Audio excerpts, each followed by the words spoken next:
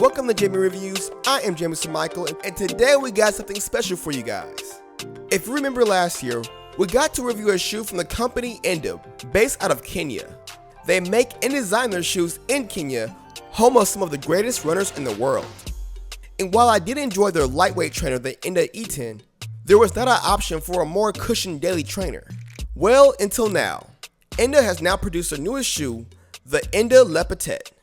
Now today I have Uncle Mike here because he was the chosen one to be able to get a pair in his size. So this preview will cover what the shoe is as far as materials and the premise of the shoe. And of course, Uncle Mike's impressions after 3 weeks of running in it. But don't worry, I will be reviewing the shoe when the final version is released. But for now, let's see what makes the Lapatet so different. So the upper is a knit material that Uncle Mike had found more supportive than what you would find in most knit shoes. It is much more thick than your fly knits and prime knits. And the shoe was built on the same last as last year's Enda E10, which I would say is more on that standard size. Nothing too narrow, but nothing that I would consider wide. The midsole uses a high rebound EVA that goes throughout the shoe and even comes around over the toe cap. Yeah, the toe cap, it's EVA. The cushioning is designed for the longer effort runs, aka the long run. And the ride of the shoe is designed for the more efficient runner. Like last year's Enda E10, it's probably not the first choice for heel strikers, but more so for the midfoot or forefoot strikers. The outsole has rubber that covers the majority of the shoe. Given that this shoe is meant for longer runs, having more rubber seems fitting. And even with that much rubber, the shoe still maintains a nice natural flex.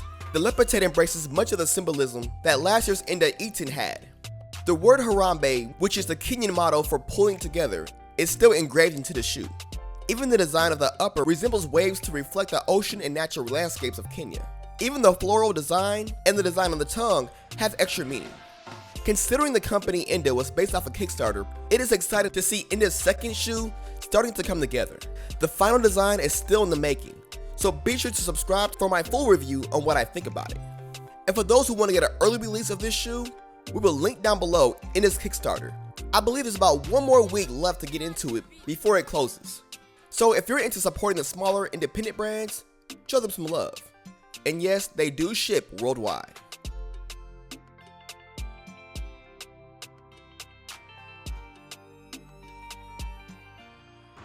Alright guys, this is the post review. We got your boy Uncle Mike, who had the privilege of being the chosen one to try out the early cop of the Enda Lapatet. This shoe is meant to be a distance trainer compared to last year's Enda E10, which was the lightweight, fast day training shoe. So I'll be reviewing the full thing when it comes out officially, but want to know your thoughts on the shoe as it is now today. What's today? I'm gonna watch. It's Thursday. Today's Thursday. It's April. Best day of the week. Let's get it. So what are the thoughts? What's the breakdown on it? All right, so I really enjoyed this shoe. Put it on, did a few miles in it, road, trail, track. First thing I noticed right off the bat was, you know, as a new shoe in its conceptual, not a conceptual stages, and basically in the prototype stages. Yeah, is this a prototype? We're still getting there. It's not finished yet. Yeah, so first thing right off the bat was I'm an 8.5. This is an 8.5. I really like the last. I like the last, the mold of the shoe in terms of how my foot fit into it. It fit perfectly. I had no problems with anything going on as far as like sliding my foot in and the way that, you know, my toes felt. And then when I stepped into it and started striding a little bit, I felt this foam right here. Lower density foam. I really think they chose an incredibly nice density for it. It was a nice, comfortable ride. I do believe that it will go the distance. I believe that it is what they call their slower run training shoe, long distance, slower run training shoe. And I would use it for exactly that. You know, it's got a traditional lacing system. Like I said, just everything felt appropriate under the foot. I'm not sure of the stack height. Do you know the stack height on it? How about this? I'll put the stacks right here. Just perfect, yeah. I'll make it right as you talk. I'll just put it right here. So yeah, the stack height I found to be enjoyable. I'm guessing it's somewhere in between 8 and 10. I really like the way that I sat on the shoe. So in the upper, it said this is a knit. It's a very thick knit. It's not going to be your fly knit. It's not going to be your prime knits. This is going to be a very secure knit. I haven't tried the shoe on, but just feeling it, I mean, it's thick. I have a question for you as far as breathability wise. I'm looking at it like, oh, this probably isn't going to be the most breathable thing ever. What do you got from it? Right off the bat, I did notice the material. It was a little bit stiff.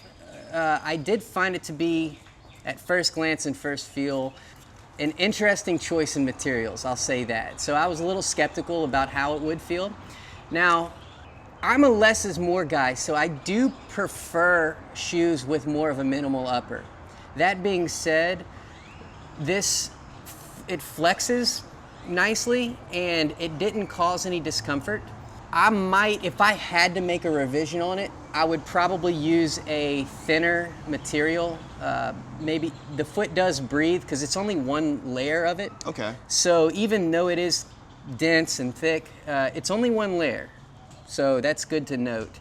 And it does have breathability from here on up. So I would test it in the hot summer months here in Austin, Texas, and maybe put maybe 100 more miles on it just to see how it really holds up. But if I had to change one thing about the shoe, no doubt it would be the upper and maybe making it a little bit more minimal. All right. Can we just bring up one thing? Yeah, what's up? The colorway's fire, bro. Yeah, it's perfect. That yellow. How many people got running shoes this bright yellow? When I see you, I want to say taxi. Yeah. It's fire. Yeah, I really enjoyed how they just went bold with the design. Yeah, it's a simple design. It's just they didn't have to use any gimmicks or technology or anything like that, and the yellow really set it off. I'm a huge fan. Everybody who saw this shoe went, "What is that? What do you got on?" What are those? Yeah. In a good way. Yeah. All right, well, that is, I guess, your thoughts on it. It is to be continued. Yeah. I will be reviewing the shoe in full at the end of the year, maybe early January next year. I'm not sure when the official release is out, but if you want to be part of the Kickstarter and get your early cop, links will be down below. Support the small brands, man. They're independent, making moves. So do the right thing if you can. Since this was kind of your review, do you want to do the outro, do your thing, give you the honors? Of course I will. Well, let the kids know. Well, stay in school, do not do drugs, and as always, keep it tight. It's the Lapatet or I don't know, is it French? Lapatet. Lapatet? What we got? Ooh! Go to Lapatet and do a. We got the preview. Yeah.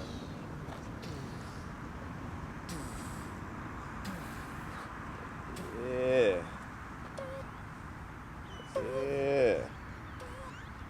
That damn train. Right. Every single time I do a video right Vinny here. Ray, where you at? Want to do a cameo? Yeah. Just Come say hello. Come say hello to the people. They kind of match my shoe. No, not really. Different color yellow. Do you love this shoe? Do you love the color of this shoe? Isn't it gorgeous? Be honest. You're honest. Actually, yeah, I do. It's bold it's and beautiful. Mustardy. It's got a much more of a mustard. Are you a mustard or a ketchup person? Let's go with those sunglasses. Amen. I like your gooders. Yeah. Very nice. All right. So. Rockin'.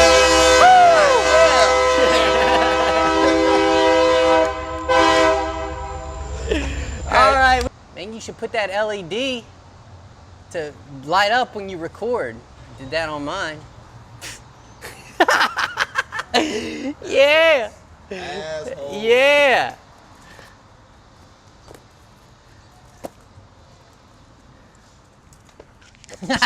I use tape, man. You be talking back to me like that. How'd you do that? What'd you adjust? Aperture. The aperture, that's all it does? Aperture controls light, but controls how much depth of field you have too.